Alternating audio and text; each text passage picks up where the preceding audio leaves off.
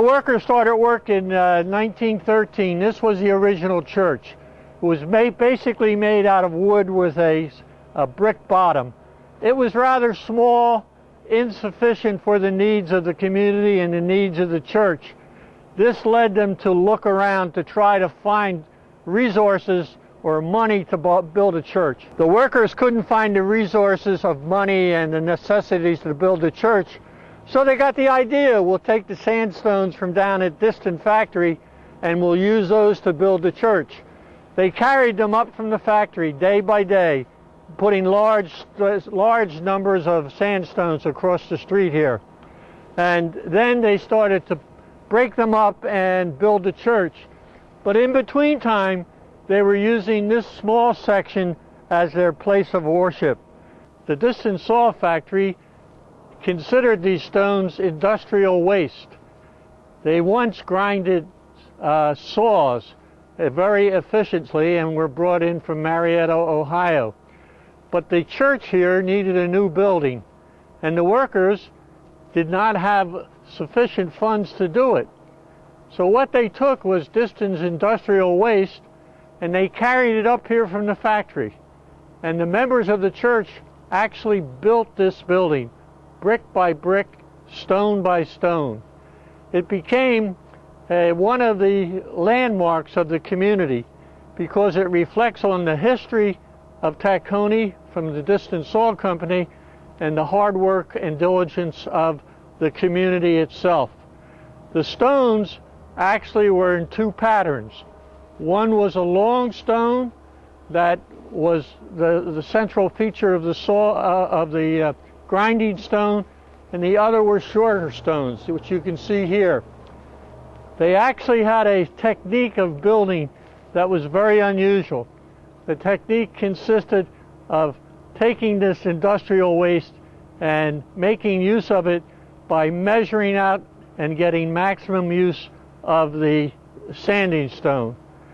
This all happened in the period of 1912 to 1915, and Tacony itself has many areas in the community that have the sandstones. The church has long stood here and is still very active today, and it's an ideal example of what a community can do to preserve its history and preserve its past.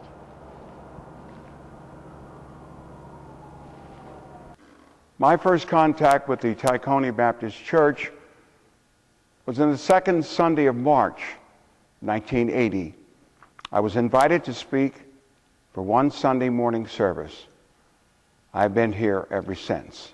God has blessed us, but during that time, we've come a long, long way. The church was about to fall down. There were only around 10 people meeting for service.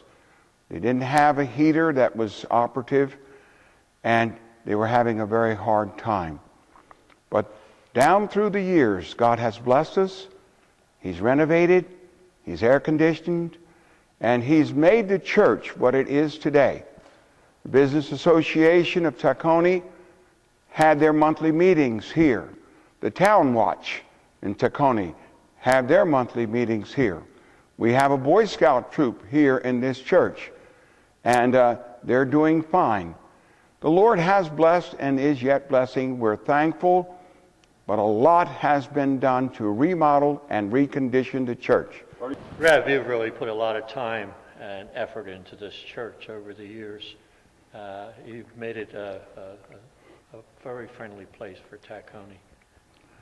Dr. Silcox, I give the credit to God, because when I came in 1980, I did not know what I was getting into.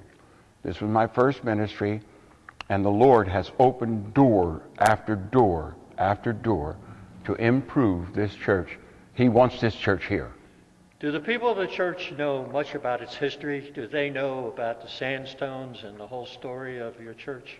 We have a brochure that we have compiled, giving the history of the sandstones, giving the history of the Civil War bell that is here, and also of the founding fathers who have dedicated themselves to making this church what it is. We're